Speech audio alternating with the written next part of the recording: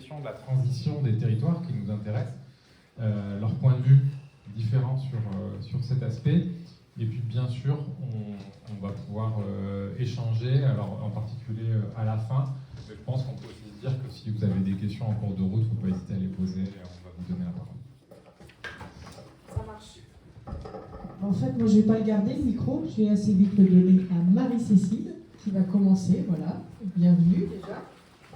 Et en fait, ma question, ce serait, vous m'entendez? Ouais. Moi, je suis chanteuse lyrique, enfin, c'est fou, mais... ma question, mon lancement, ce serait, voilà, comment, à l'échelle du département, vous vivez cette transition dans le territoire rural du département. En lien avec l'habitat participatif, du coup? Forcément. Oui, avec mais pas que, aussi plus large. Si vous, voilà. Ok. Donc moi, peut-être je me présente quand même juste en quelques mots. Je suis Marie-Cécile Servouz. Donc moi, je vais me lever parce que je crois que en fait, personne ne me voit. Ce sera plus simple. Donc je suis chargée de mission Habitat innovant sur le département du Puy-de-Dôme. J'ai en charge entre autres des questions d'habitat participatif, mais je suis aussi sur d'autres sujets comme l'habitat léger, la cohabitation intergénérationnelle, enfin plein de sujets qui sont effectivement en lien avec la transition éco, avec tout ce qu'on vit en ce moment, qui fait qu'il faut qu'on arrive à vivre autrement demain. C'est ça notre grand objectif. Et le département, en tous les cas, à la direction d'habitat, c'est un sujet qui est fort. Ça nous permet du coup, à la direction de l'habitat, de travailler en transition avec d'autres services du département, qui sont la Fabrique des transitions, le service habitat, enfin le service développement durable aussi du département. Donc on est en fusion sur tous ces sujets, et c'est vrai que le département du Puy-de-Dôme a souhaité avoir une action forte sur l'habitat un peu innovant au sens de la transition écologique et des économies d'énergie de demain. Parce qu'on ne peut pas continuer comme ça de toute manière. Et donc l'habitat participatif, entre autres, ça fait partie des choses pour lesquelles on est assez... on a voulu intervenir fortement. Je pense qu'on est un des rares départements à intervenir sur ce sujet. C'est plutôt des communautés de communes ou des communes qui interviennent financièrement sur ces projets. Nous, on intervient financièrement sur ces projets parce qu'on sait très bien que les groupes d'habitants qui se montent en habitat participatif, ils ont aussi cette question un fort investissement sur l'écologie. On sait que du coup, on est beaucoup en rénovation de bâtiments. Et donc la rénovation de bâtiments, ça nous permet aussi d'agir en milieu rural, en particulier sur tous ces biens qui sont en déshérence, alors qu'aujourd'hui on manque cruellement de logements, et donc on peut réhabiliter de façon écologique des biens qui en ce moment tombent à l'abandon. On a plus de personnes sur un même foncier, donc écologiquement c'est intéressant. Enfin, on fait des économies, on met plus de monde, mais en même temps on travaille ensemble, on est solidaires. Donc en fait, tous ces sujets mis bout à bout, la solidarité, c'est quand même le cœur métier du département, c'est l'action sociale, c'est tout ça. Donc on fournit des habitats qui sont généralement moins onéreux pour les publics, parce qu'on est ensemble et qu'on mutualise les coûts de rénovation, les coûts d'énergie, et en même temps, on travaille en intergénération, en solidarité les uns avec les autres, et en même temps, on va valoriser un bien, on le remet en état, avec des matériaux qui sont souvent très intéressants parce qu'ils sont moins comment on dit, je ne sais plus le terme, enfin ils sont vertueux, merci, d'un point de vue écologique. Voilà. Donc après, effectivement, il y a la partie habitat participatif, mais on a aussi tout ce qui est volet habitat léger, sur lequel aussi j'interviens énormément, parce que c'est aussi ça un peu l'avenir de demain. Au titre du ZAN, de la zéro artificialisation nette des sols, c'est aussi un enjeu pour des communes d'aller investir sur des sujets comme ça. Ça leur permet de faire venir des habitants sur des territoires très ruraux. On sait très bien qu'aujourd'hui, les gens partent des territoires ruraux. Comment on les fait venir? Si on les fait venir, il faut qu'ils aient un intérêt. Et du coup, on densifie un peu certains territoires, certains centres-bourgs, où on va coller pas très loin du centre-bourg, mais pas non plus en zone trop éloignée, en zone agricole, où on mangerait sur des terres qui sont utilisées pour faire autre chose au final. Et en même temps, on répond à la loi ZAN, et en même temps, on fait venir des habitants pour l'école, on redensifie, voilà, tout en accueillant des publics qui sont aussi avec des objectifs de décroissance. Et ça, c'est aussi un vrai public aujourd'hui qui arrive. Enfin, on a vraiment des gens qui ont envie de vivre en décroissance, certainement parmi vous, il y en a. Et donc, comment on fait aujourd'hui alors qu'on a des coûts de construction qui sont énormes, on a des coûts de matériaux qui deviennent vraiment importants, et en même temps, on ne peut pas construire sur du neuf, on ne peut pas construire comme on veut. Voilà, donc c'est tous ces sujets qui, à mon avis, sont importants pour un département de portée. En tous les cas, moi, je peux parler que de la partie habitat, je ne peux pas parler pour le reste, mais voilà. Merci vraiment pour ce lancement super enthousiasmant. On va voir une commune ou qu'est-ce qu'on fait, Pierre-Charles? Ce que je retiens, c'est ce qui est intéressant, je voudrais savoir si monsieur le maire, vous avez un peu si vous avez cette même pensée, c'est ce que vous avez dit, c'est que pour le département, soutenir un collectif, c'est égal à encourager les pratiques écologiques, la dynamique territoire, enfin cette correspondance, ça me paraît hyper intéressante et je suis heureux de l'entendre de la point de vue d'une collectivité. Est-ce que pour vous, c'est quelque chose qui a été moteur dans cet intérêt?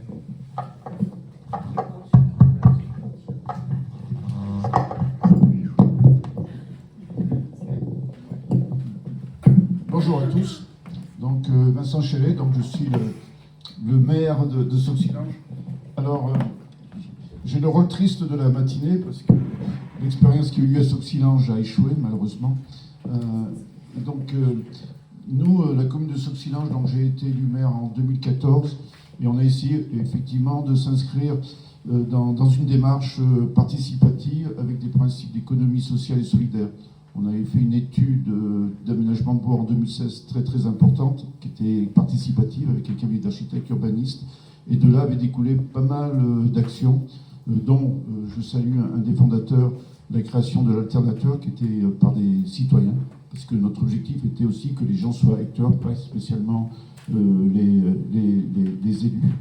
Donc une épicerie alternative. Et puis on avait créé aussi d'autres activités, avec par exemple les GEMA, les Journées européennes des métiers d'art, où par la suite les artisans d'art s'étaient regroupés tous les étés sur la mécanique des arts à Sauxillanges. Donc tout un travail. On a créé aussi un festival de théâtre de rue pour mettre en valeur tout le patrimoine de notre secteur. Je vous raconte tout ceci parce que donc en fin 2018, un groupe d'habitants, mais venant surtout de communes voisines, Issoire, etc., et certaines personnes qu'on connaissait, qui venaient me voir à Sauxillanges parce qu'ils étaient intéressés par l'habitat participatif. Et surtout, ils étaient intéressés pour venir à Sauxillanges parce que aussi ce qui se faisait sur Sauxillanges, ce que je viens de vous dire, ils étaient tout à fait intéressés pour entrer dans la dynamique qui était créée par les habitants sur cette commune. Et puis, mais dans un premier temps, donc c'était 5 familles qui recherchaient plutôt un lieu ancien à rénover. Moi j'étais très intéressé parce que 2 choses m'intéressaient, c'était des gens qui voulaient s'engager dans la vie locale, c'est toujours très très important, et puis 5 familles qui viennent s'installer, c'est aussi bon pour un maire quelque chose de super. Donc on a essayé de les orienter sur différents bâtiments. Ils ont recherché aussi au-delà de Sauxillanges. Malheureusement, dans le secteur, soit c'était des bâtiments qui étaient hors de leur budget, soit déjà tout avait été acheté ou rénové, etc. Donc, on avait des propriétaires qui ne voulaient pas vendre non plus. Ils sont revenus, donc, après leur recherche qui n'avait pas été fructueuse, ils sont venus donc nous rencontrer de nouveau en nous disant on abandonne l'idée de rénover un bâtiment ancien. Par contre, si vous avez un terrain disponible, nous on serait très très intéressés. Donc on avait effectivement un terrain disponible, donc on leur a mis à disposition. Sauf qu'à partir de ce moment-là, dans le groupe, il y a 2 familles qui se sont retirées parce que le projet que eux, c'était vraiment rénover du bâtiment ancien, d'aller faire du neuf sur du terrain, ça les intéressait beaucoup moins. Néanmoins, les familles ont continué, se sont retrouvées de nouveau à 5. Et donc, on est arrivé en 2020, renouvellement du conseil municipal. Et là, j'ai demandé ce que, bien entendu, ils viennent présenter leur projet devant l'ensemble du conseil municipal.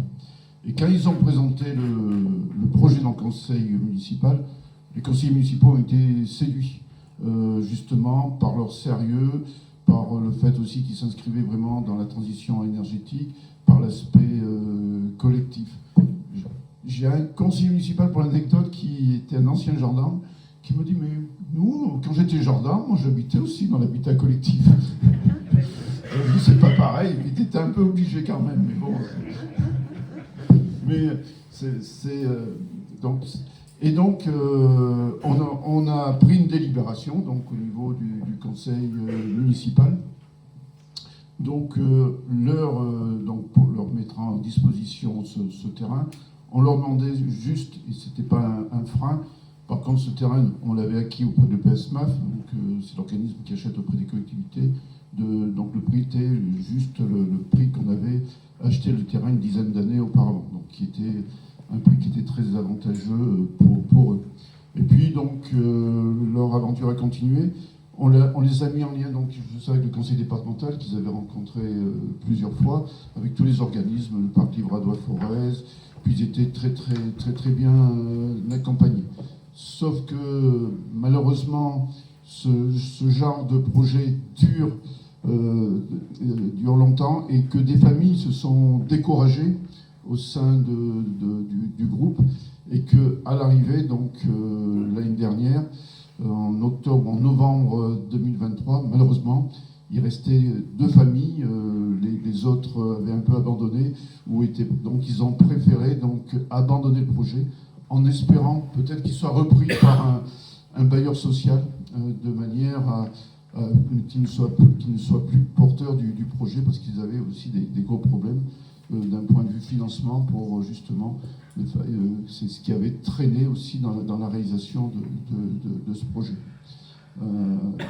Nous, donc sur la commune de Sauxillanges, c'est vrai que pour nous ça a été une déception aussi, quand ils nous ont annoncé leur arrêt, même si on sentait depuis 1 ou 2 mois que ça allait venir. On s'est donné un peu un délai de latence, maintenant ça fait 6 mois pour voir qu'est-ce qu'on allait faire sur ce terrain. Mais on peut être justement toujours intéressé si des groupes, si des familles venaient s'intéresser. Après, donc avec le conseil municipal de Sauxillanges, on s'est un peu plus intéressé aussi à ce mode d'habitat collectif. Et donc il y a toujours, justement, on s'aperçoit que là où ça réussit, c'est aussi qu'il y a un lien fort avec la mairie et les autres collectivités locales, que ce soit le conseil départemental, que ce soit la région, etc., que c'est très important, qu'il y ait quand même un soutien qui soit fort. Et après se pose toujours le problème, c'est un débat justement que j'ai eu avec certaines personnes. Donc, est-ce que la mairie doit vraiment impulser le projet, ou est-ce que ça doit venir des familles et qu'on part à partir d'un groupe constitué? C'est donc voilà. Je vous remercie de votre attention. Bon, c'était pas très marrant ce que je vous ai raconté. Voilà, c'est toutes les interrogations. Je trouve pas ça déprimant du tout, mais ce qu'il faut reconnaître, c'est qu'on est toujours dans une démarche qui est encore trop expérimentale, trop inconnue, et quelque part, vous avez essuyé les plâtres. Et malheureusement, il y a aussi des familles qui ont essuyé des plâtres, et c'est peut-être des choses difficiles pour elles. Moi, j'espère que ce truc-là, c'est pas mort, en fait. Là, vous avez passé une petite annonce, il y a un terrain qui attend que de collectif, voilà, à bon entendeur, faites passer l'info.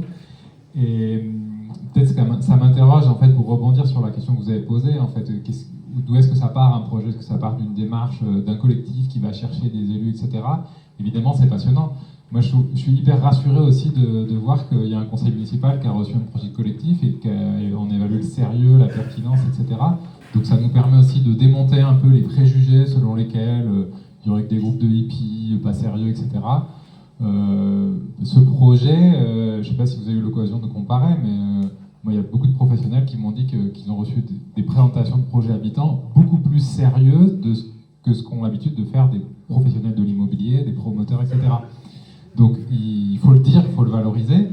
Et après, malheureusement, pour un collectif d'habitants, 4 ans à chercher un foncier, etc., ça a des conséquences.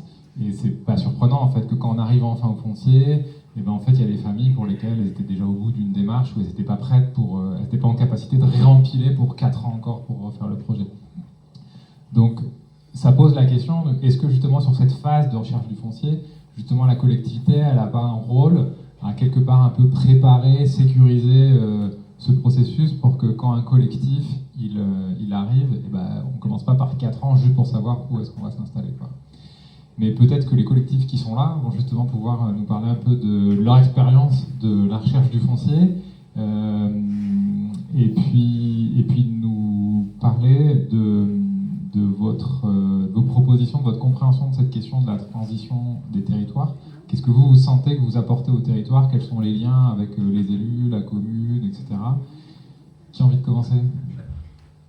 L'étoile de terre? Bonjour, moi je suis Laura, donc je fais partie du collectif de l'Étoile de Terre avec David. C'est un projet qu'on a commencé maintenant il y a 4 ans, donc on retrouve un peu les mêmes dates, c'est rigolo. Donc on est les 2 derniers du groupe initial, donc le groupe a beaucoup évolué pendant ces 4 ans. C'est un projet qu'on avait au départ situé effectivement sur des valeurs communes. On voulait effectivement être dans une zone plutôt rurale, mais pas non plus complètement isolée. On voulait bénéficier des avantages d'une petite ville ou d'un gros village, on va dire. Notre recherche de foncier, ça a été très long. On était parti aussi initialement sur de la rénovation.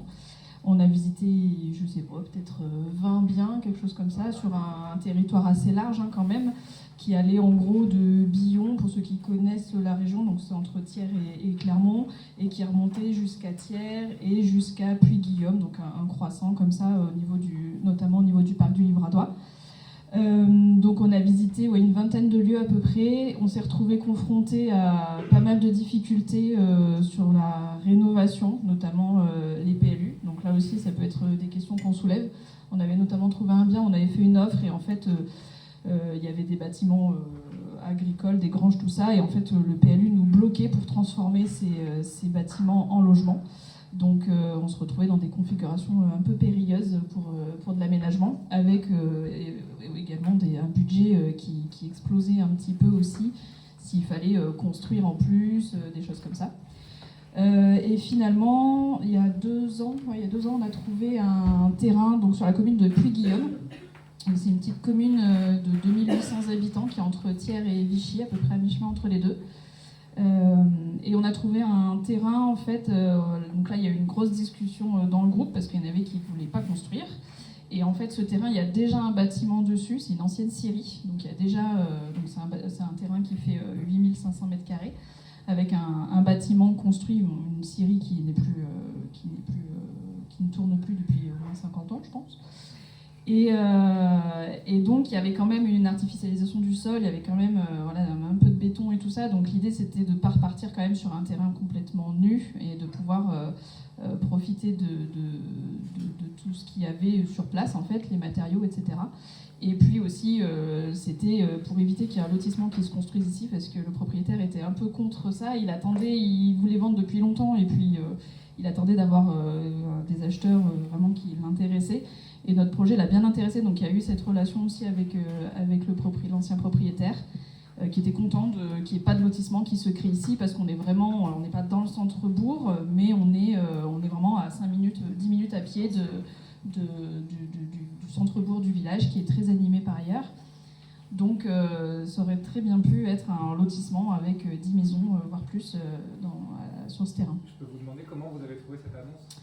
On a fait beaucoup de... Là, c'était une agence immobilière, c'était les petites annonces. Voilà, on a fait pas mal de recherches, effectivement, les agences, les mairies. On a contacté beaucoup de mairies des villages alentours qui nous proposaient des choses aussi. On n'a pas eu beaucoup qui nous proposaient des terrains, mais on en a eu quelques-uns. Châteldon, Courpierre aussi nous avait proposé des terrains. Thiers aussi, enfin plus sur de la rénovation à Thiers. Donc voilà, on a quand même eu toujours cette relation effectivement avec les élus qui était assez importante. Et là, y compris à Puy-Guillaume, avant même d'acheter le terrain, on a rencontré le maire, les élus, on les a rencontrés plusieurs fois, on a fait une réunion publique aussi pour les habitants du village, voilà, pour expliquer notre projet, pour pas venir comme ça avec nos gros sabots s'installer. Voilà, et on a travaillé aussi avec Madame Servoux, je ne sais pas si tu veux parler de... Qu'est-ce que je peux dire ? Oui, on a été très bien accompagnés par la Servouz, notamment pour l'obtention en plus de subventions qui nous ont beaucoup aidés pour les études préalables et les subventions à la création de logements, notamment de logements écologiques. Donc merci beaucoup pour Tout à fait. Ouais, on a une sacrée chance d'avoir ça dans le département, c'est pas partout pareil, donc ouais, on le ressouligne. Qu'est-ce qu'il y a d'autre que je peux dire ? Vous habitez là, enfin, les logements? Non, pas encore. Alors là, on termine l'appel d'offres, on va à premier coup de pelleteuse d'ici peu, j'espère. On vise une entrée dans les lieux d'ici 2 ans. D'accord. Combien de foyers? On fait une première phase dans laquelle on construit 4 foyers et ensuite 6 autres. 2 autres, pardon, 6 autres. Oui, pour arriver à 6, pardon. Ou 7. Oui, on a une SCI et on a une association qui va chapeauter les chantiers participatifs qu'on compte faire et les éventuels événements à l'avenir une fois que ce sera construit. Oui, alors oui, la construction, on fait une construction écologique en réemployant le maximum de matériaux in situ, c'est-à-dire on démonte une ancienne scierie qui est sur place, on va réutiliser les bois de la charpente, les tuiles qu'on a démontées, même les bétons qu'on va concasser et réutiliser en fondation. Ensuite, c'est une structure bois, isolation paille, enduit terre, voilà, avec la terre du terrain qui est vraiment bien pour ça. Au niveau des foyers prévus, vous imaginez, vous avez plutôt d'intergénérationnel, plutôt que des familles, On n'a pas réellement de préférence pour l'instant. On a, c'est quoi la fourchette d'âge? Ouais. Entre 35 et 50 ans pour l'instant. On est ouvert à plus, à moins, sans problème. Si je peux juste rajouter, en fait, on a un peu effectivement galéré sur notre recrutement. Alors, il faut dire que le projet, c'est dense. Donc il faut tout faire en même temps, la recherche de foncier, les montages juridiques, les montages financiers, le recrutement, enfin ça demande beaucoup de travail. Et on galère un peu sur le recrutement. Actuellement on est un bon noyau effectivement de 4 foyers, voilà, on sait que ça va aller au bout avec ces 4 foyers-là. Mais on a été obligé du coup de scinder notre projet de construction en 2. Donc voilà, on fait d'abord 4 logements, une partie des communs, et on finira, parce qu'on n'a pas de budget pour construire tout de suite 6 à 7 logements plus la totalité des communs, parce qu'on était au départ sur à peu près 250 mètres carrés de communs, donc c'était pas mal. Et pour le coup, l'aspect un peu ruralité peut faire un peu peur à certains foyers, parce que Puy-Guillaume, ça n'a pas forcément une image très positive voilà, dans le département. On a l'impression que c'est le bout du département là-bas, qu'il n'y a pas grand-chose. Et en fait, les gens connaissent très mal. Alors ceux qui sont du coin, effectivement, des environs, effectivement, c'est assez. Il y a un peu tout dans ce village. Il y a des familles, il y a aussi des personnes âgées. C'est un village qui est vieillissant, mais où il y a quand même beaucoup de commerce, où il y a beaucoup de services, beaucoup d'associations. Il y a un collège, il y a une école. Enfin, il y a pas mal de choses. Mais effectivement, l'aspect semi-rural, on va dire, peut bloquer certaines personnes à s'éloigner de Clermont-Ferrand. Et du coup, c'est important qu'on en parle, je pense, pour montrer que c'est cool d'habiter dans ces endroits-là sans aller non plus en pleine cambrousse au bout d'un chemin de randonnée, comme on avait visité des biens, où là, clairement, ça rebute pas mal, quoi. Est-ce que tu peux nous en dire un peu plus sur la réunion publique que vous avez faite et comment vous envisagez les liens avec... Oui, alors c'était l'année dernière qu'on avait organisé une petite réunion. Donc la mairie ils ont ouvert une petite salle dans le centre qui s'appelle la maison des projets. La maison des projets. Et donc ils nous avaient prêté la salle pour expliquer le principe de notre projet et montrer un petit peu les plans, en parler aussi avec notre architecte qui nous suit. Donc on avait fait du porte-à-porte, on avait distribué des flyers dans le village, dans les commerces pour parler du projet. On est en bon lien aussi avec nos voisins qui sont autour du terrain. On a organisé 2 fois des journées portes ouvertes sur le terrain, alors qu'il n'y avait pas grand-chose, mais bon, c'est pas grave, on ouvrait les portes du terrain, quoi. Et donc les gens venaient, voilà, passer, les curieux, et puis ça commence à se savoir. On communique quand même pas mal, on a communiqué dans la montagne, on est passé ce matin sur la radio France Bleu Pays d'Auvergne. Voilà, on communique pas mal, les élus aussi, ça fait pas mal le bouche à oreille. Souvent on nous dit « Ah, mais c'est vous, le projet là-bas, la Syrie oui, voilà, le bouche à oreille fonctionne très bien pour ça. Ouais. Excuse-moi de te réinterroger encore plus sur ça, mais je trouve que c'est assez original et je voudrais mieux comprendre comment est-ce que vous considérez votre propre rôle en fait dans le territoire pour parce qu'on pourrait tout à fait se dire c'est un projet d'habitat privé, on achète un terrain, on fait une maison là, je ne me sens pas obligé de faire des réunions publiques pour présenter le projet aux voisins, et s'ils n'aiment pas, en fait, on s'en fout. Pourquoi est-ce que c'est important pour vous? Parce que c'est donnant-donnant aussi avec les habitants, en fait. On ne vient pas là juste pour s'installer, juste pour habiter. On est plusieurs d'entre nous à vouloir ralentir aussi notre rythme de vie et à passer beaucoup de temps dans le projet, donc à la fois dans la construction, dans les chantiers participatifs, donc ça va être dans cette phase-là, et après à terme, effectivement, de faire vivre le lieu, en fait. On n'est pas que des habitants. On va être des acteurs effectivement du village. Alors est-ce que ça sera sur le lieu ou dans des bâtiments déjà qui sont construits en centre-ville, c'est possible, mais on aimerait bien avoir des activités effectivement, ça peut être une cantine, ça peut être des ateliers périscolaires pour des enfants, ça peut être des ateliers cuisine où on souhaite aussi être en autonomie alimentaire relative, mais en tout cas on a de quoi jardiner, donc ça peut être aussi faire découvrir la permaculture, faire découvrir des ateliers cuisine, enfin en tout cas on n'a pas envie d'être qu'un habitat, un peu comme ici au domaine des possibles où il se passe plein de choses, plein d'ateliers, et c'est ça qui est chouette de faire courir en fait ces infos-là dans le village et dans les villages autour qui sont où il n'y a pas grand-chose qui reste des villages, pas que dortoirs parce qu'il y a quand même des commerces, mais à part habiter et consommer au niveau des commerces, il y a des fêtes de village, il y a des associations qui font un peu vivre les villages, mais ça manque un peu de lieux où on peut se retrouver, où on peut faire des choses un peu différentes. Du coup, merci pour la transition. Juste une question. Pour expliciter géographiquement où Puy-Guillaume se trouve, vous êtes rural vu de Clermont-Ferrand, mais vu de Vichy, vous êtes pratiquement périurbain. On est à 20 minutes de Vichy, 15 minutes de Thiers.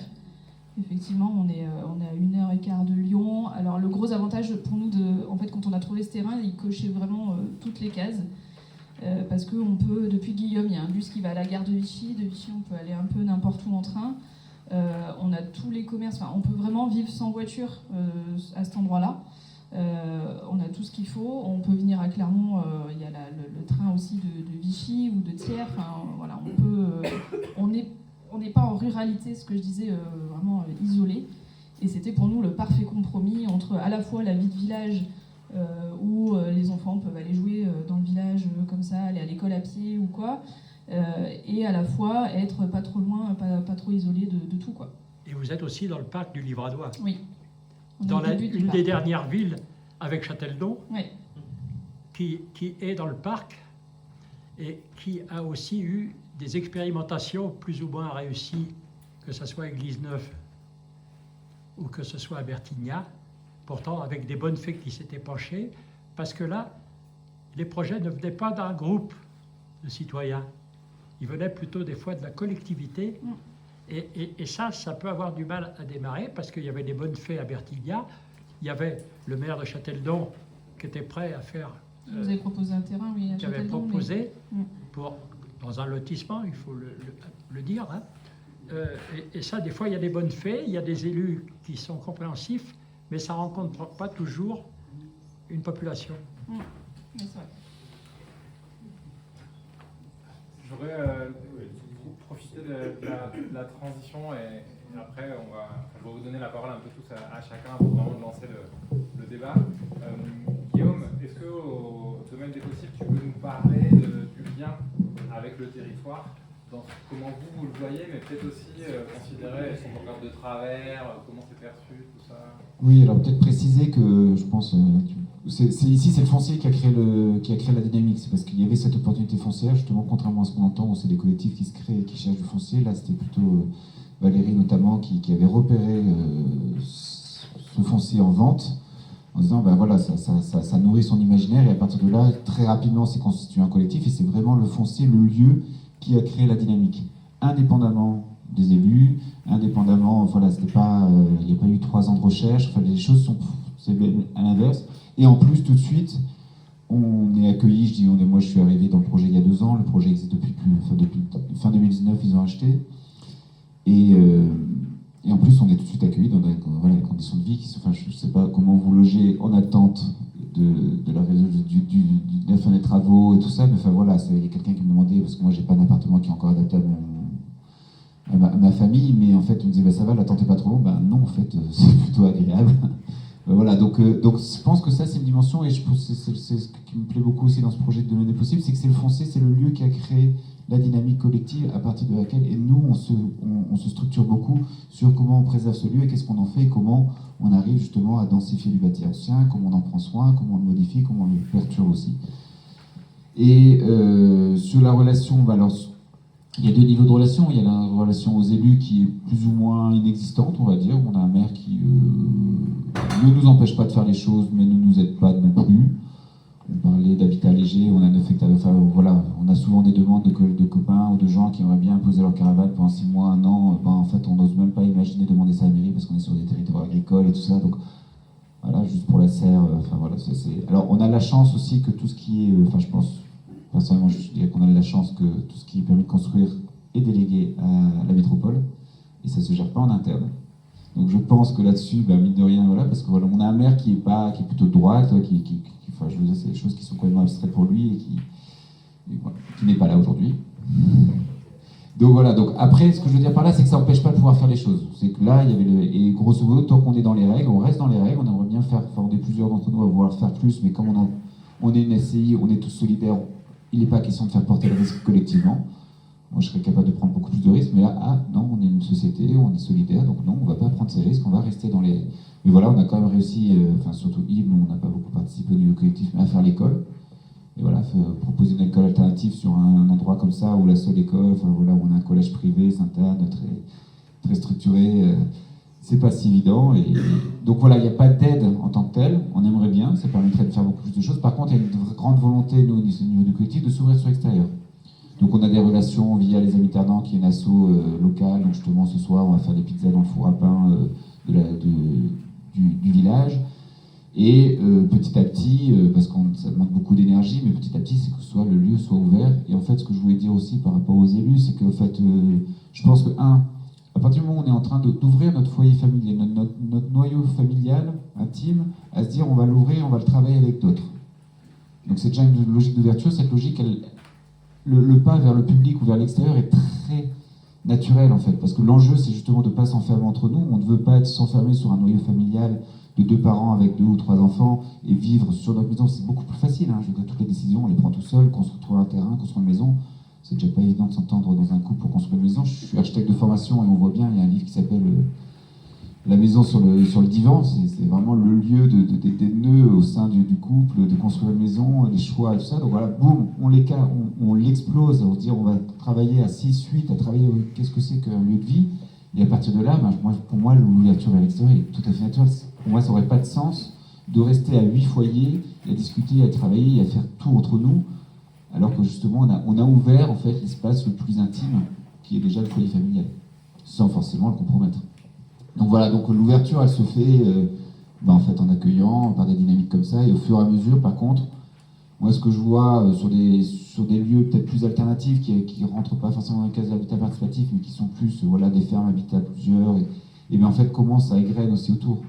Voilà, on en discutait tout à l'heure, on a une école ici, aujourd'hui les gens de l'école, ils viennent d'assez loin, il n'y a pas beaucoup d'offres foncières autour, mais on peut très bien imaginer que les gens qui viennent s'installer, cherchent, il y a une école qui m'intéresse, je vais chercher un lieu à côté, et à partir du moment où j'ai les enfants qui sont là, je suis là tous les jours, et puis après il y a le jardin, et puis tiens, il y a un truc, et puis voilà. Et ça peut se faire assez naturellement. Et par contre, c'est sûr que s'il y a un soutien, un support ou même, voilà, on en discutait, le fait que le département donne des subventions pour la densification, on a eu des subventions pour refaire des appartements ici, là, il y a eu le BEC. Enfin, mine de rien, c'est pas... Voilà. Quand j'étais pas là au moment du BEC, c'est le budget éco-citoyen, c'est ça, hein. Et donc, il y a eu un projet qui a été fait de d'écolieu avec aménagement d'une forêt comestible, une serre, aménagement d'une salle en ERP, donc pour pouvoir accueillir du public. Donc, on est en train de le faire, hein, c'est long. Mais le fait qu'à un moment donné, on dise, ben voilà, on monte un projet et puis on nous donne des sous pour pouvoir faire le projet, là, la subvention sur les appartements, ça nous a dégagé une marge de manœuvre. On avait, je pense qu'on peut le dire, on a 15 000 € pour 3 appartements pour convertir des chambres et une grange en habitat. Et densifier du bâti, enfin prendre soin du patrimoine et densifier. Et bien vous avez 15 000 € pour un logement, ça fait du bien en fait. Donc voilà, donc il y a plusieurs systèmes d'aide. C'est vrai qu'au niveau municipal, on aimerait. Hein. C'est pas là aujourd'hui, mais ça ne nous empêche pas d'avancer. Il faut vous présenter. Pardon, mais Non, à la mairie. Ah, à la mairie, ah oui.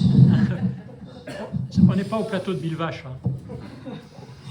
Bon, on va, avant de donner, je sens qu'il y a des envies là de questions, mais on va donner la parole à Florence. Alors, un autre des transitions, là, ça parle carrément. Donc, toi, Florence, Habitat des possibles, sur l'émergence d'habitat inclusif, c'est ça? Voilà, donc moi j'ai très hâte de savoir voilà, comment ça se vit aussi dans ces territoires et comment ça prend sa place. Je vais essayer d'être synthétique, je suis très bavarde, donc vous me ferez signe si je suis trop longue. Donc Florence, moi je suis cofondatrice, co-directrice d'une asso qui s'appelle Territoire des possibles et d'une coopérative qui s'appelle Habitat des possibles. C'est une asso et une coopérative fondée et dirigée par des citoyens très complémentaires dans leur métier et leurs origines professionnelles, qui travaillent sur la question de comment est-ce qu'on habite autrement en ruralité pour les retraités. On ne s'interdit pas, et on a plein de réflexions de travailler sur d'autres sujets, mais en tous les cas, on a vraiment travaillé sur prioritairement la question des retraités et en même temps sur un parti pris délibéré et très ferme sur la qualité du logement. Et donc, on le travaille à tous les niveaux. D'abord, l'objectif, c'est que ce soit accessible à tous, donc on est exclusivement sur des logements qui sont conventionnés, donc pour le jargon, ceux qui maîtrisent PLI plus PLS, ça veut dire qu'il y a aussi des questions d'accessibilité à des très petits revenus, et en même temps, on veut une énorme qualité des bâtis. Donc, pour parler après de ce que ça pose, évidemment, en termes de montage financier, il y a un vrai travail aussi sur la question de la qualité écologique. On travaille principalement en rénovation. Sur 5 projets, il y en a un seul qui se fait en neuf, qui n'est pas complètement de notre fait d'ailleurs. Et on travaille aussi sur la question du montage de tout ça de manière participative. On est vraiment à la frontière entre l'habitat inclusif, d'ailleurs on n'utilise pas nous cette terminologie, même si on en est pleinement partie prenante et fondateur, et sur la question de l'habitat participatif. Mais on est vraiment à la lisière, on s'adresse aux retraités des territoires avec lesquels on a envie de travailler et qui ont envie de travailler avec nos méthodes. Et c'est des gens qui n'ont pas du tout, en général, de passif sur le collectif, qui n'ont pas du tout le capital financier souvent, mais même social, culturel, qui vont, pour certains, continuer une vie associative, mais pour certains, juste faire ça pour la première fois. Et on travaille de manière coopérative aussi, de façon très étroite avec les communes. On ne se définit pas du tout comme des prestataires de services. Donc les communes qui viennent vers nous comme ça, on les décourage en général en 5-6 phrases. Parce que effectivement, travailler de façon coopérative, c'est assez exigeant. Donc pour revenir à la question du foncier, pour nous, il doit y avoir un foncier qui colle avec le besoin. Mais très vite, il y a une question d'intuitu personnel aussi avec les communes. Et de la posture des élus qui sont dans l'ensemble des gens qui ont à la fois une grande audace, une grande générosité, une vraie capacité à travailler en horizontalité. C'est pas si fréquent, mais je trouve qu'il y en a quand même, et c'est des très belles aventures humaines aussi pour les élus de ces communes. Parce que très souvent, ils vont aussi s'acculturer à des façons de faire qui peuvent transposer ailleurs. C'est pas du tout notre objectif, mais c'est une réalité qu'on voit dans la pratique. Donc concrètement, on a une maison qui est ouverte depuis 2 ans, avec... je vais revenir après. Une dont les travaux démarrent là sous peu, après un parcours du combattant assez invraisemblable, et 3 qui sont en montage juridique avec aussi un parcours du combattant assez invraisemblable. Quand c'est pas l'ABF, c'est l'état du bâti. Quand c'est pas ça, c'est autre chose. On a toujours 8 à 9 logements privatifs sur ces maisons-là. Le 8 n'était pas notre minimum mais ça s'est imposé d'un point de vue financier. Par contre, on a toujours dit qu'on ne dépasserait pas 10. L'objectif étant qu'il puisse y avoir vraiment un travail collectif qui puisse mener, puisque on est sur une dimension partagée qui est quand même sensiblement importante. Sur le premier habitat partagé, on a des T1 privatifs. Donc quand je dis privatif, ça veut dire qu'il y a une kitchenette à l'intérieur, ce sont des logements indépendants, et des salles d'eau évidemment, et on a 220 mètres carrés partagés. Chaque projet ensuite est monté différemment selon les territoires. Donc à l'opposé du spectre, on a des T2 avec seulement 60 mètres carrés partagés. Puis il y a toujours des variables. Évidemment, on va retrouver des espaces cuisine, salle de vie, salon, voilà, souvent des buanderies, souvent des chambres d'amis, mais jamais elles sont séparées. Jamais. Parfois, c'est des très longues pièces en enfilade, parfois ça doit être très fermé, parfois c'est vu et fait pour être ouvert sur la commune, parfois pas du tout, ça doit être très cocon. Voilà, donc c'est une aventure différente à chaque fois. Donc tous en réno ancienne, voire méga ancienne pour des projets sur des remparts moyenâgeux, mais toujours avec une extension. On ne s'en sort pas avec juste le bâti, donc c'est un peu hybride. Et au niveau du montage, on a là aussi fait avec les ressources locales. Donc on a 3 projets qui sont en maîtrise d'ouvrage communale. Donc c'est la commune qui porte vraiment le foncier, la rénovation, etc.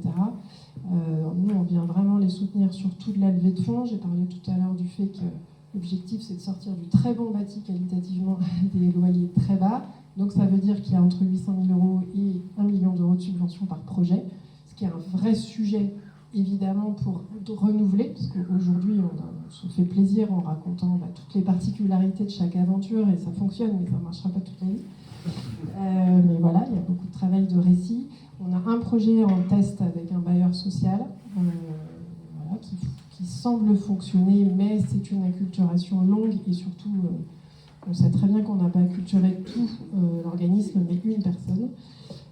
Et puis, sur un projet particulier où ça galérait de tous les sens, on a fini par constituer la SIC, donc la société coopérative qu'on avait en gestation. On l'a créée pour ça, à ce moment-là. Et donc, on est en maîtrise d'ouvrage direct sur un des projets. Comme ça, on teste aussi en direct les galères. Il y a des avantages et des inconvénients sur le tout. Voilà. Donc tout ça avec une ambition énergétique dans la mesure du possible à chaque fois, c'est-à-dire en gros selon les finances. Hein. Donc voilà, on est sur du bâtiment basse consommation, on tend vers le RE 2020 Réno, enfin on fait du RE 2020 Réno, voilà, on essaye d'aller plus loin autant que possible. C'est toujours très compliqué la question du montage puisque, bon, je vais apprendre ça à personne, hein, mais il y a beaucoup de financements qui arrivent en cours de route, souvent après qu'on soit en phase avant le projet définitif, voire après le PC. Donc évidemment, il y a plein de choses qu'il faut mettre en option. C'est quand même à la fois très professionnalisé, ça demande une dentelle et une adaptation assez invraisemblable. Voilà, et donc dans les autres particularités, donc on n'a pas une vocation, non, enfin les projets en général montés par les retraités ne se définissent pas comme ayant vocation à accueillir l'extérieur. On nous demande souvent pourquoi c'est pas intergénérationnel, mais parce qu'on leur a posé la question qu'ils n'ont pas voulu. Très simplement, voilà, avoir 8 personnes qui ont un long parcours de vie, qui font collectif avec le temps et l'énergie que ça demande, que tout le monde connaît, en général, ils n'ont pas envie en plus, en tout cas, ça s'est jamais présenté, voilà, de mixer des cuisines partagées, des salons partagés, des buanderies partagées, tout en partagé, avec voilà, des familles. Il y a souvent une envie de dire, quand c'est choisi, quand c'est les nôtres, quand on les connaît, oui, mais sinon ça va, quoi. Voilà, on en parlait il y a un instant avec une des personnes de la salle. Il y a quand même une fatigue qui n'est pas exactement la même que celle qu'on peut avoir à 40 ans.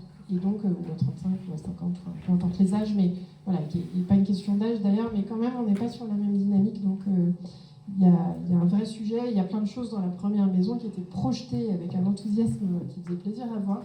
Et en fait, une fois arrivé dans la maison, il y a eu un coup de fatigue, et puis il y a eu tout ce que demandait l'adaptation collective, ce qui fait que la priorisation a fait qu'il y a plein de choses qui ont été laissées tomber. Le poulailler, c'était pas si important, l'entretien des espaces verts, finalement pas si important. Voilà, parce que la priorité, c'était de s'ajuster les uns aux autres. Donc voilà, et puis par contre, il y a un vrai sujet de fait, qui est que plutôt que de faire venir dans le lieu, il y a une question de sortir du lieu et de s'insérer sur le territoire. Et aujourd'hui, c'est passionnant de voir que les 8 habitants de la maison, bon, il y en a 2 qui avaient une vraie, enfin 3, pardon, qui avaient une vraie vie associative locale, ils ont emmené les autres. Donc aujourd'hui, il n'y a personne, voilà, qui est resté isolé. Il y en a qui sont arrivés qui n'avaient vraiment pas de vie sociale, aujourd'hui, il n'y en a plus. Sur le deuxième projet, on a des gens qui, en dehors des ateliers participatifs qu'on anime, ne voient personne de la journée et qui attendent vraiment, voilà, de se réinsérer dans une vie collective. C'est déjà beaucoup une vie collective dans la maison, et pour certains, c'est ensuite sortir et réinvestir des espaces associatifs, par exemple. Voilà, donc il y a un vrai sujet qui n'est pas tout à fait le même que celui qu'on peut retrouver dans les dynamiques d'habitat participatif. Voilà, pour ne pas être plus longue, la coopération dans le milieu du BTP, c'est quand même un vrai sujet dont on ne parle pas forcément. Je ne l'ai pas entendu ce matin, en tous les cas, mais pour nous, en tous les cas, qui travaillons beaucoup avec les communes, main dans la main, habituellement, un architecte, il a l'habitude de bosser avec un maître d'ouvrage, donc là, ce serait la commune, et nous, on leur colle dans les pattes les habitants, leur assistante à maîtrise d'usage, une assistante à maîtrise d'ouvrage technique qui est là pour la commune, qui n'a pas les compétences, moi qui viens avec mes contraintes financières, et des bénévoles experts qui viennent avec de l'expertise, donc ça kikine un peu. Voilà. Et donc on est 7-8 parties prenantes au lieu de 2, c'est un vrai sujet. Voilà, je ne serai pas plus longue aujourd'hui. Les financements, je ne vais pas en parler là, on l'a un peu dit déjà, mais il y a un découpage qui nécessite une expertise financière qu'on n'a pas tous. Et aujourd'hui, je vois aussi un vrai sujet de menace sur l'habitat inclusif. Donc l'habitat inclusif, c'est pas le sujet d'aujourd'hui, mais rapidement, ça a été fondé par des gens qui ont une culture participative dans l'ensemble et qui avaient envie de travailler sur la question de pouvoir permettre des lieux qui soient vraiment vivants, qui soient vraiment citoyens pour des personnes porteuses de handicap ou pour des personnes vieillissantes. Le fait que l'État se soit préoccupé du vieillissement a fait qu'on a eu un coup d'accélérateur, on a fait ce qu'il fallait en termes de plaidoyer aussi. Donc ça a accéléré très vite, mais tellement vite qu'on est sur une voie d'institutionnalisation qui dévoie un peu. Voilà, et qui fait que la raison de ma présence ici, je suis aussi administratrice du réseau national de l'habitat partagé. Ma présence aussi ici, c'est de se dire comment est-ce qu'on fait pour ne pas perdre la dynamique participative, parce que sinon ça va dévoyer l'habitat inclusif aussi. Et refaire des mini-établissements médico-sociaux, ce qui n'est pas du tout la demande des personnes retraitées ou porteuses de handicap avec lesquelles on travaille. On va arrêter le plaidoyer avec Merci, merci à toutes et tous. Franchement, c'était passionnant. Ah, les doigts se lèvent, c'était Jean le plus rapide. Comme d'hab. Alors, une question plus courte que la réponse qui va venir, Jean. Moi, je m'appelle Jean Sieni, mais je tourne en rond. Je voudrais une question. Nous avons appris dans une réunion du Grand Clermont, il y a 2 jours, la création entre la métropole et le département d'un office foncier solidaire. Est-ce que vous pouvez nous en dire 2 mots ? Parce que je ne suis pas en charge de ce dossier-là, donc je suis un peu en difficulté pour vous en parler.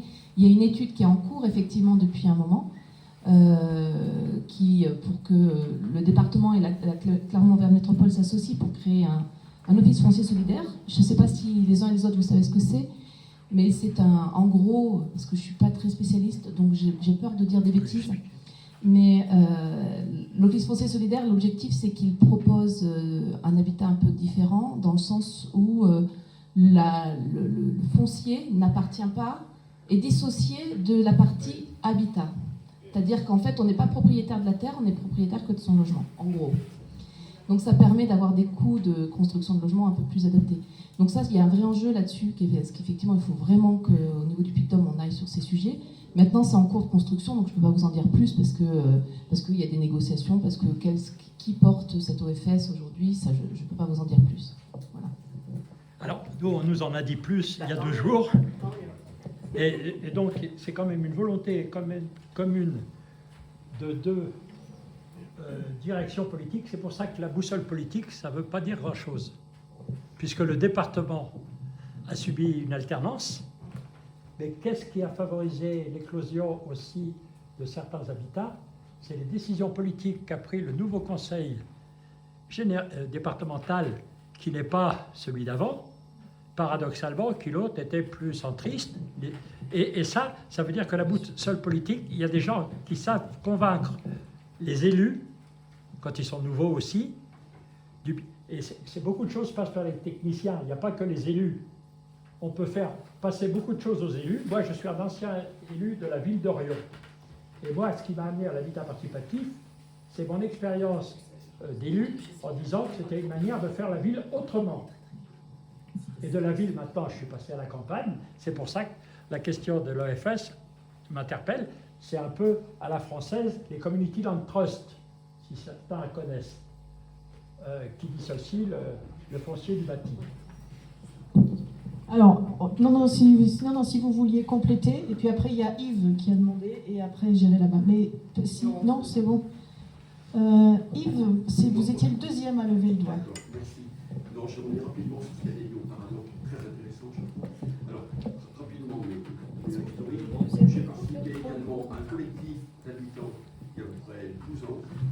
À l'époque, on venait juste de créer Habiter autrement avec Jean-Luc Coutarel, qui parlait notamment, Jean-Michel Duclos, et plus tard il y avait aussi Jean qui est arrivé aussi, voilà. Habiter autrement en Auvergne, dans Puy-de-Dôme avant tout. Mais ce que je voulais dire par là, c'est que moi-même, j'étais dans un collectif d'habitants à l'époque, à Église-Neuve-Près-Brion. On avait trouvé un terrain, on était jusqu'à 12 personnes, 12 foyers à travailler pendant 1 an. Le maire était tout à fait intéressé par ce genre de projet. Pendant 1 an, on s'est réunis tous les mois. Il y avait, dans le projet, il y avait aussi des enfants. Et je me souviens très bien, on se réunissait à la salle du conseil municipal. Le maire, voilà, il était vraiment intéressé, c'était dans un petit village. On n'a vraiment pas eu de chance à l'époque, il faut vous dire, c'était il y a 12-15 ans en arrière. J'en reviendrai après, mais ça a beaucoup évolué quand même. Et à l'époque, malheureusement, il y a eu des élections municipales qui sont arrivées. On était sur un terrain, on voulait construire, on avait fait déjà même une petite plaquette, hein, on avait travaillé beaucoup, aussi avec le soutien aussi de Jean-Louis, hein, je dois dire aussi, comme architecte. Et on a travaillé beaucoup.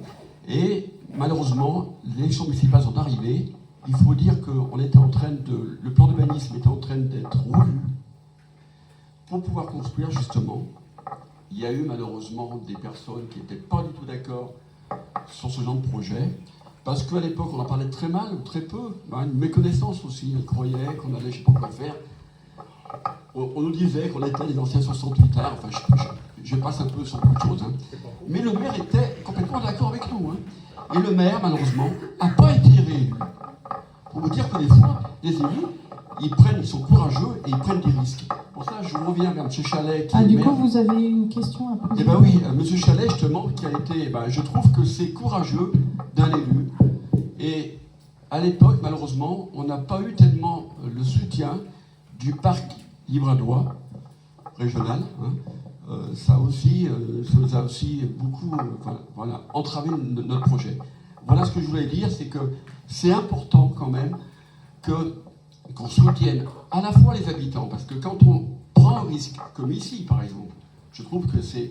je connais d'autres aussi, mais ici notamment, parce qu'on est là aujourd'hui, je trouve quand même qu'on prend des risques.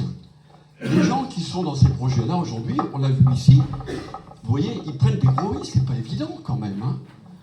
Donc on doit aider déjà, parce que à mon avis, ça va partir au départ que des habitants. Je pense que c'est ça qui est important. Les habitants, c'est fondamental au départ. Après, le soutien des élus locaux, c'est aussi fondamental. Et il faut vraiment les deux réunis.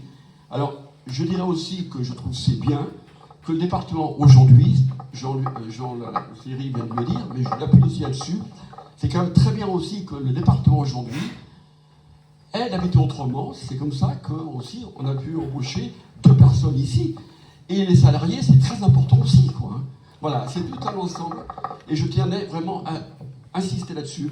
Et puis aussi beaucoup sur les élus locaux, comme ce Chalet. Merci. Merci. Vous avez quelque chose à dire, un commentaire Non, effectivement, c'est pas toujours facile d'être élu, je dirais, mais souvent, c'est quelque part, on s'aperçoit aussi que dans la population, donc nous, à Occident, il y a beaucoup de gens, des personnes jeunes, et souvent des nouveaux arrivants, qui sont dans des actions alternatives. Par contre, les habitants qui sont là depuis longtemps, on a des fois du mal à les faire évoluer. Et c'est des fois très difficile, je dirais, j'ai même des fois des conseillers auxquels c'est difficile aussi de faire passer sur des nouveaux modes de gestion. Bon, il y a ma collègue qui est là, Gaëlle, qui est notre référente en démarche participative, et on s'aperçoit que des fois, quand on essaye de faire participer les habitants sur des projets, etc. On a encore eu une réunion hier, et c'est pas évident, parce que même au sein du conseil municipal, il y a des réticences, il y a des choses, et donc c'est difficile. je cite, bon, il y a aussi Voltaire qui est là d'Église Neuve et qui a beaucoup participé à la création de l'Alternateur. L'Alternateur, c'est une épicerie qui a été montée par des citoyens. Et on s'aperçoit qu'il y a des personnes qui feront 20 km pour venir à l'Alternateur, pour être bénévoles ou pour acheter simplement des produits, et qu'il y a des personnes qui ne feront pas 20 mètres pour aller dans ce magasin, parce que ça leur, pour différentes raisons, parce qu'ils n'ont pas cette culture justement qu'il faut aller vers des produits locaux, qu'il faut aller aussi vers un engagement citoyen. Donc c'est vrai que souvent, des fois, je me sens un peu seul. je dois le dire. Merci. Merci. Ouais, il y avait une question par là-bas. On va éviter de le secouer. Donc Bruno Valadier, je suis maire d'une petite commune voisine de Sauxillan, j'ai d'Église Neuve, Fayenne-Château. Marie-Cécile a commencé d'exposer pour l'Office foncier solidaire. C'est une démarche qui est impérative. Là, je parle en tant que vice-président du SCOT, du Grand Clermont. Le ZAN, ça a été évoqué par Marie-Cécile tout à l'heure, c'est quelque chose qui va rendre tous les terrains inconstructibles d'ici 2050. Ça va aller très vite puisque dès 2030, il va falloir qu'on divise par deux la division par deux qui est déjà en cours sur la consommation de référence 2011-2020. Donc l'idée de chercher des terrains, c'est farfelu. Donc il faut absolument que le collectif ait la maîtrise du foncier. Donc le département a entamé cette démarche il y a déjà longtemps. On en parle depuis au moins 4 ou 5 ans, la CAM nous rejoint, c'est parfait. Vraiment, on est dans cette démarche qui est importante, il faut avoir la maîtrise du foncier, qu'il soit pour l'habitat, qu'il soit pour le commerce, qu'il soit pour l'industrie, qu'il soit pour le travail, qu'il soit pour les mobilités, qu'il soit à tous les niveaux. Donc ça, c'est une démarche qui est en cours, donc on est aux côtés du département pour soutenir cette démarche, il n'y a aucun souci là-dessus. Je voulais juste rebondir sur l'histoire du PLU. Le SCOT est un document supra-PLU, donc quelque part je suis en cause quand on n'a plus le droit de construire à un endroit. N'hésitez pas à venir me voir, on peut en discuter, je suis ouvert au débat. Quand il y a un bâti, le terrain est déjà artificialisé, il suffit d'aller voir l'intercommunalité, parce que maintenant, sur le Grand Clermont, en tout cas, on a tout le temps des PLUI intercommunaux, ou en tout cas c'est en cours au niveau de la CAM, Rouen c'est fait, Mont-d'Arverne ça va être fait, et tout ce qui est déjà construit peut avoir un changement de destination. Donc quand vous trouvez un vieux bâti, allez voir le maire, on va demander par une simple modification du PLU la possibilité de faire une évolution, un changement de destination. Je l'ai fait sur ma commune, simplement sur la dernière modification, et c'est Billon Communauté, donc une zone où vous avez des marchés. Il y avait une vieille grange, il y a des gens qui souhaitaient la rénover, elle était donc en terrain A, agricole, non constructible. Comme il y avait un bâtiment, on met un petit rond rouge dans le PLU, modification, c'est très vite fait, et à ce moment-là, elle est constructible, et il y a un habitat qui est en train de s'installer dans cette grange. Donc voilà, c'est pour pas casser la dynamique, quand il y a du bâti, allez voir le maire, on est capable de vous transformer ce inconstructible en réhabilitation, transformation d'usage. C'était les 2 points que je voulais partager avec vous. Merci. J'ai passé. Ramine. Je m'appelle Ramine, je suis à l'initiative d'un écolieu collectif qui s'appelle l'éco-village de Pourgue en Ariège. On est installé depuis 7 ans. Et je suis l'animateur du réseau des Oasis, qui est un réseau national d'écolieux collectifs. Et je voulais juste témoigner que je suis très enthousiasmé par les discours de vous, Madame Souzer, et des élus. Je n'ai pas vu ça avant. J'ai l'habitude plutôt d'élus au niveau des PETR, au niveau des communes et des régions et des départements qui disent « Non mais nous on est pieds et poings liés par la loi montagne, enfin on peut rien faire ». Et là ce que vous dites en particulier sur l'habitat léger, voilà, je voulais vous poser la question, est-ce que vous êtes déjà au courant qu'il y a l'association ALEM qui fait un état des lieux comme quoi il y a 95% des habitats légers qui sont illégaux en fait en France et qui essayent de plaider pour régulariser tout ça. Est-ce que vous avez déjà travaillé avec Hameau Léger qui accompagne l'installation de tels hameaux? Et est-ce que vous seriez prête, et les élus aussi, ensemble à témoigner à l'occasion d'un webinaire vers le réseau national? Ça pourrait être vraiment inspirant et enthousiasmant pour nous d'entendre des anecdotes, des histoires de projets que vous avez soutenus, de choses qui sont faites ou pas faites, hein, mais rien que le fait d'avoir cette énergie de soutien de la part des collectivités et des élus, enfin pour nous ce serait ultra réjouissant à entendre. Enfin, ça fait 2 ans que j'anime ce réseau national et c'est la première fois que j'entends ce genre de discours, donc voilà. Bienvenue, on est content que tu sois là. Alors, juste pour compléter, en fait, moi je travaille beaucoup à faire du lobbying auprès aussi des élus locaux, de l'État, etc. pour ce sujet. On a organisé l'année dernière une énorme conférence où on a invité tous les maires du département avec Amo Léger, avec un soutien d'Amo Léger, en particulier de Michael Richetti qui nous aide beaucoup au quotidien, même si aujourd'hui il est un peu moins disponible parce qu'il est parti sur une thèse. Donc jusqu'à présent, Michael nous a beaucoup accompagnés sur ce sujet. Je suis allée le chercher à Amo Léger parce qu'on avait besoin de soutien, parce qu'on ne savait pas comment faire. Et on a fait une énorme conférence dans laquelle on a passé une journée à montrer ce que c'est que l'habitat léger, que c'est pas que du bidonville et que des cabanes, que c'est autre chose. Et donc on a eu pas mal d'élus qui sont partis, dont Billon Communauté en particulier, qui a tout un projet de développement d'habitat léger. Donc nous, on a des subventions en fonctionnement pour accompagner les collectivités territoriales qui souhaitent prendre le projet de l'habitat léger et qui ne savent pas trop comment faire aujourd'hui, avec des soutiens financiers en ingénierie en fait, pour savoir concrètement, je veux mettre de l'habitat léger, je veux développer sur mon territoire, je ne sais pas trop comment faire. Donc on a plusieurs territoires qui sont intéressés sur ces sujets.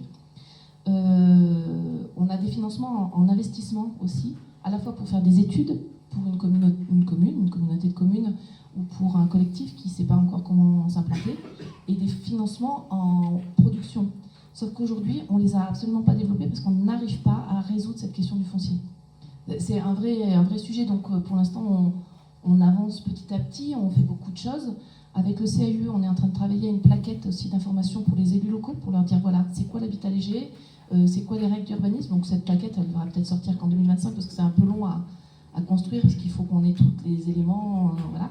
Mais oui, on est à fond avec Habitat Léger, Amo Léger, l'association, pardon, qui malheureusement n'a plus le moyen aujourd'hui d'accompagner. On avait besoin sur Billon Communauté, en particulier de l'ingénierie d'Amo Léger pour faire un peu ce qu'ils ont fait au Plessis ou ailleurs avec des appels à projets pour des habitants. Donc là, on va le faire en interne, on va le faire avec nos ressources. Donc oui, on est bien sûr ouvert sur ce sujet, il n'y a aucun souci. Et au contraire, moi je fais beaucoup de lobbying pour l'instant. Je suis peu en action parce qu'on a du mal à résoudre cette question du foncier et de la régularisation. Donc après, j'accompagne aussi des gens qui sont sur des habitats légers non régularisés et j'essaye de voir un peu avec le CAUE, avec la mairie, comment on peut résoudre ces questions. Donc c'est expérimental parce qu'en fait, on ne sait pas trop faire encore.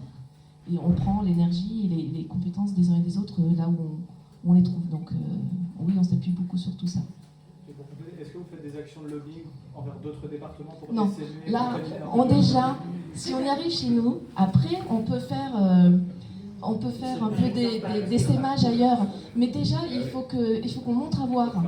Il faut qu'on montre à voir. Donc effectivement, si jamais les projets de Billon Communauté aboutissent, on va montrer à voir et ça sera expérimental peut-être sur d'autres territoires.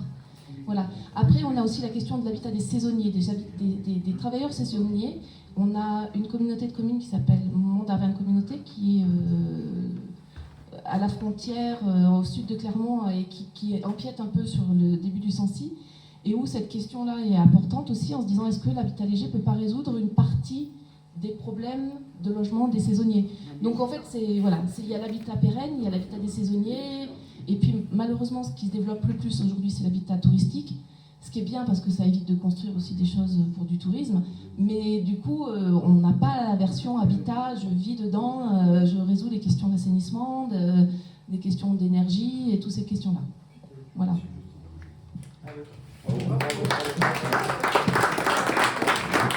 Très court, mais pour rebondir sur la question de comment est-ce qu'on peut aussi faire du plaidoyer auprès d'autres collectivités. Évidemment, c'est pas votre rôle, j'imagine, d'aller faire du plaidoyer auprès d'autres collectivités, mais par contre, c'est un peu le rôle de nos réseaux, d'Habitat Participatif France en particulier, et ce sera un peu ce qu'on essaiera de faire, notamment en rencontre nationale, au travers d'un certain nombre de tables rondes thématiques. Et donc, probablement, ce serait intéressant d'avoir des intervenants ici à ces tables rondes. Du coup, on vous enverra plein de monde pour voir ce que vous faites. Je reçois des appels de partout. Ah. On va vous inviter en rencontre nationale et témoigner. On va prendre les questions. Je suis désolée, Jean, mais je crois qu'il y a pas mal de questions encore. Ouais, je sais pas où est le micro. Ah, il est là.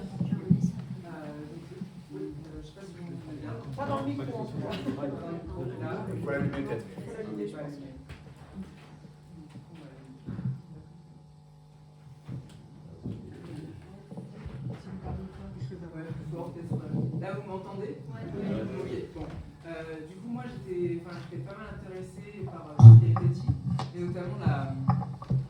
notamment l'intervention, alors j'ai pas retenu le nom de l'association, mais qui travaille auprès de publics retraités, parce que moi je représente les compagnons bâtisseurs Auvergne, et c'est vrai que moi je travaille sur le Cantal, on travaille beaucoup auprès de personnes âgées, et sur de l'habitat diffus, avec beaucoup de problématiques de mal logement, précarité énergétique, des personnes isolées, qui reçoivent très peu de visites. Vraiment, c'est très compliqué sur ces territoires-là. Et c'est vrai que par rapport à tout ce qui a été dit, ça répond à énormément de besoins, en fait, et pas que sur des besoins liés à investir le logement autrement, habiter autrement, de manière beaucoup plus sobre. Je me demandais comment imaginer des modèles économiques qui puissent justement permettre à des personnes avec des revenus modestes et très modestes d'accéder à ce type d'habitat participatif, de pouvoir leur évoquer, parce que c'est vrai que des fois il y a des potentialités, nous on le voit, il y a des personnes, des travailleurs agricoles qui ont trop de travail pour pouvoir avancer sur leur projet de rénovation et qui sont tout seuls à avancer, et ça prend 2 ans, 3 ans, 4 ans, et en attendant ils vivent dans des logements, enfin vraiment ils vivent à côté de leurs animaux, en fait, dans des granges, donc on voit des situations comme ça où c'est très difficile, ils sont tout seuls, et c'est vrai que le côté participatif fait que de fait ils seront plus tout seuls, la responsabilité est partagée, et il y a vraiment des besoins, en fait, mais je pense que c'est vrai que c'est difficile de pouvoir en parler et l'évoquer auprès des publics qui sont ceux-là, parce que nous on intervient particulièrement auprès de publics avec des revenus modestes et très modestes. Donc c'est un peu la question, voilà, comment des modèles économiques peuvent être pensés pour que ce soit accessible à ces publics-là, et pas que ce soit justement dans l'imaginaire se dire c'est que quand on a beaucoup de moyens et de temps aussi à dédier que c'est possible de pouvoir concrétiser ce type de projet-là. Voilà.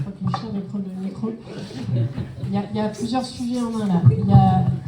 Sur la question de l'accessibilité financière, le premier sujet, c'est le conventionnement des loyers. On a quand même des bailleurs sociaux dont c'est le boulot, c'est compliqué pour eux, on peut l'entendre, de faire des petites opérations aussi dentelles.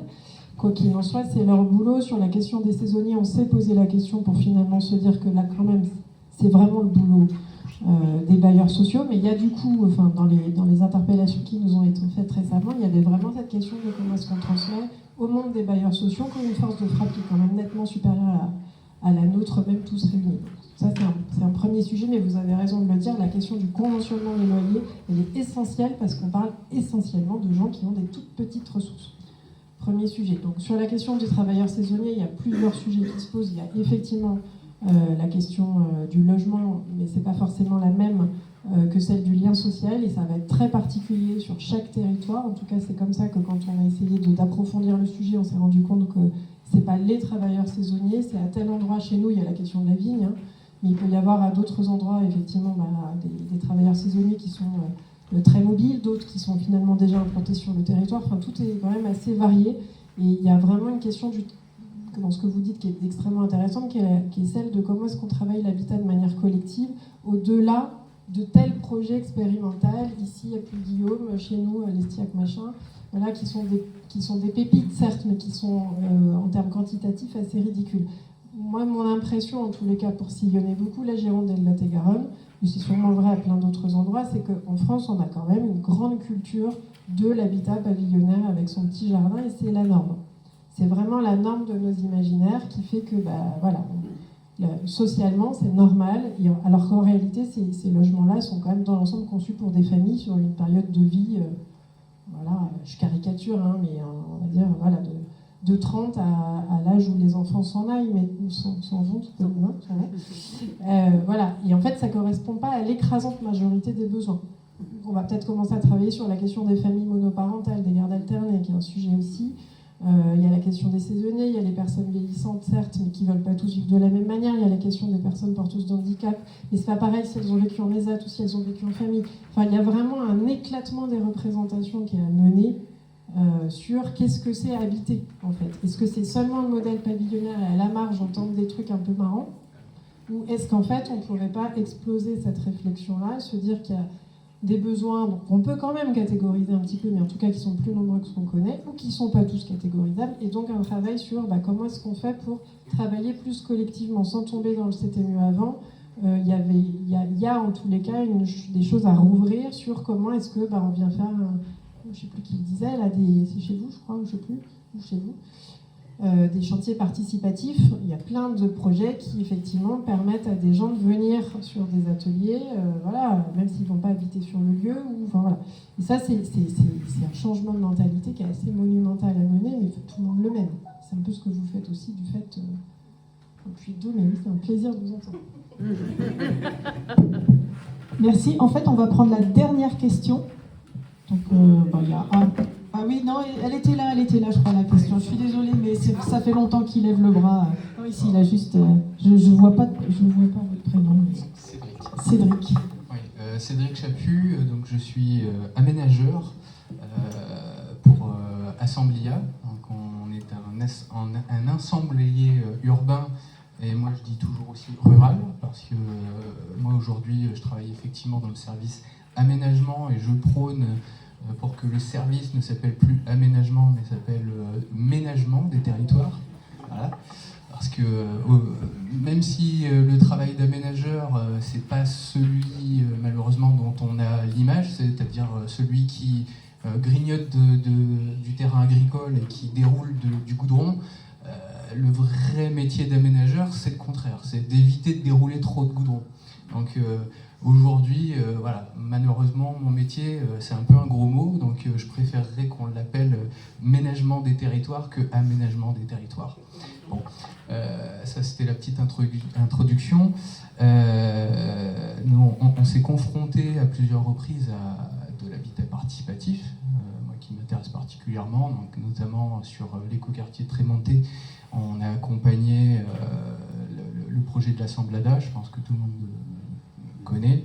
On a tenté aussi sur un aménagement sur Mont-Arverne de prévoir un terrain dans ce but d'accueillir de l'habitat participatif. Ça a planté. Résultat, nous aujourd'hui, dans nos aménagements, on est ouvert à en recevoir, mais par contre, on n'est plus à l'initiative parce qu'on s'est aperçu à cette occasion que en fait, l'habitat participatif, ça ne se décrète pas. Il faut qu'il y ait des gens qui soient engagés, parce que pour raconter l'histoire, ça a commencé au Café des Augustes, on a reçu des gens qui sont inscrits sur une liste, on a travaillé avec eux pendant un an et demi, et au final, ces gens-là voulaient juste une maison avec un terrain avec une maison où on tourne autour, et ils étaient d'accord pour partager une piscine. Donc on a replié le dossier, et voilà. Et donc bon, c'était pour les petites anecdotes, mais pour revenir sur les questions, alors tous, je trouve très, très enrichissant tous les témoignages, et moi j'aime bien les histoires, et j'aime bien l'histoire, je crois c'est Étoile de Terre, voilà. Et donc je trouve qu'on est en plein dans un sujet d'actualité, alors tout le monde en parle et personne n'en fait vraiment, c'est le réemploi. Et la question c'était justement qu'est-ce qui vous a poussé avec votre architecte à décider de démonter et réutiliser plutôt que de faire avec les structures en place, et par rapport à ce fait de réemploi, qu'est-ce qui a pu vous remobiliser ou au contraire pousser des gens à quitter le collectif, parce que c'est vrai que le réemploi, ça doit quand même changer un peu les visions, ça doit être contraignant, et voilà, enfin, quelle forme ça prend, parce que j'imagine que réutiliser la charpente d'une scierie, d'une usine, ça va pas servir à faire 6 petites maisons, quoi. Voilà. En effet, ouais, cette volonté de réemploi, elle était là dès le début. Moi, personnellement, au départ, je voulais plutôt faire de la rénov que de la construction. Le fait que sur ce terrain-là, ce soit déjà bétonné, ça m'a décidé, à titre personnel, j'entends, à être OK pour faire de la construction, parce que pareil, au départ, oui, Laura le disait tout à l'heure, on voulait plus faire de rénov. Construction, c'était pas forcément pour tout le monde. Le nom réemploi en l'état, le nom rénovation du site a été dicté du fait que cette scierie est un bâtiment en longueur qui est orienté nord-sud, donc ses grandes façades sont est et ouest, c'est dans un souci de performance thermique. Voilà, nous, on a privilégié la performance thermique à l'implantation sur la parcelle, parce que la parcelle aussi est vraiment, on peut dire, en longueur nord-sud, donc on coupe un peu la parcelle actuellement avec l'implantation qu'on fait. Je disais que la volonté de remploi était là avant dans un souci d'économie, d'écologie, de décroissance. Ça a été un défi, ne serait-ce que de trouver un architecte qui soit OK avec ça. Certains architectes sont complètement fermés à ça. On a eu du bol de trouver la coopérative d'architectes Habiter, qui est du coin, où vraiment ils sont axés là-dessus. Le réemploi, l'emploi in situ. Nous, on a une terre, par exemple, qui est très très bonne pour faire des enduits, pour faire des briques de terre, des choses qu'on va mettre en œuvre dans le logement. Les contraintes aussi, par exemple, on va utiliser des fermes donc de l'ancienne Syrie. Elles ont dicté la profondeur de notre bâtiment. Ces fermes, elles font 7 mètres. Notre bâtiment fera 7 mètres de profondeur pour pouvoir réemployer ces fermes.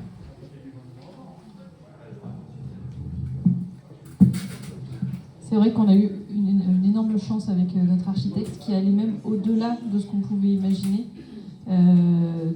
Effectivement sur la réutilisation des fermes et avoir du réseau aussi dans les artisans autour, savoir par exemple des couvreurs qui étaient OK pour voir si les tuiles qu'on réemployait pouvaient être adaptées sur notre logement, etc. Et qui étaient adaptés aussi au fait de nous introduire dans la conception et la réalisation en autoconstruction, faire de l'accompagnement à la construction. C'est-à-dire qu'on va commencer le chantier avec les artisans et puis une fois qu'on aura pris la main, on finira tout seul en gros. Et donc effectivement notre architecte et leur scope, il n'a pas travaillé tout seul non plus, mais a impulsé des démarches encore plus poussées. Par exemple sur la dalle, on ne savait pas trop quoi faire, on nous a dit on va casser la dalle, la reconcasser, la remettre dans les fondations. On travaille aussi, il y a je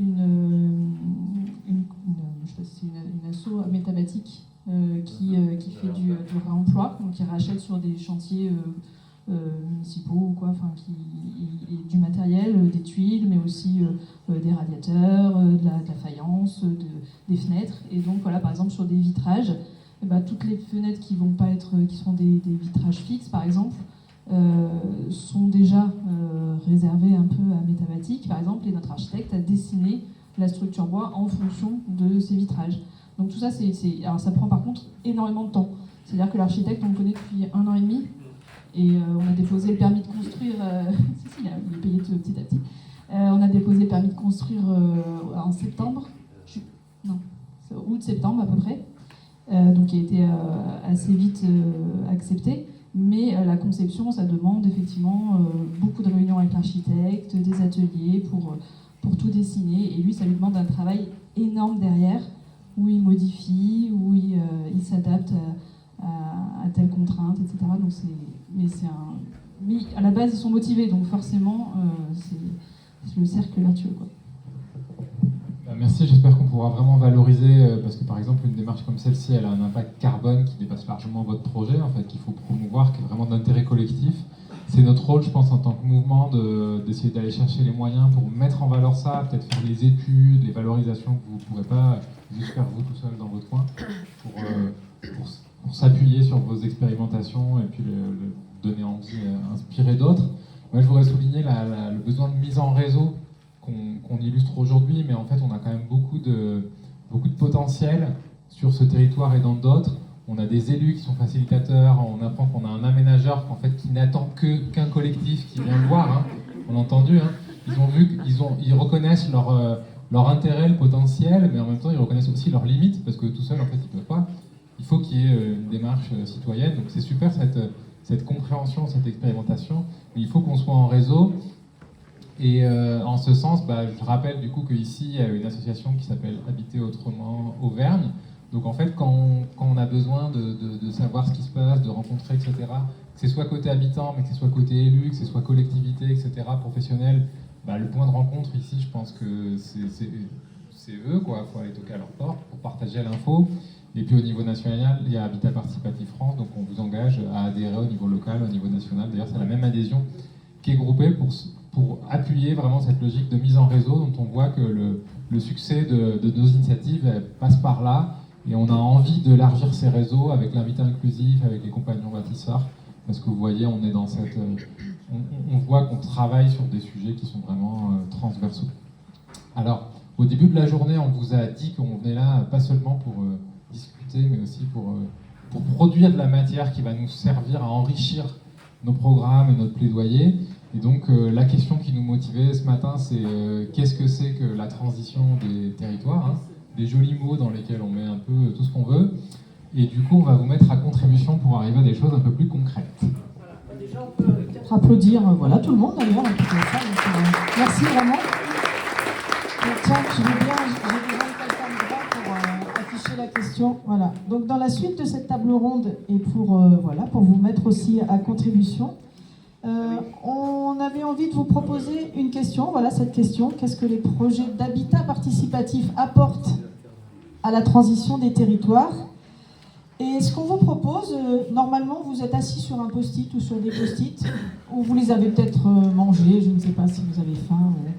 Et donc, avant d'aller manger, ce qu'on vous propose, c'est d'écrire sur un post-it, en fait, une question que ça vous pose. Qu'est-ce que les projets d'habitat participatif apportent à la transition des territoires?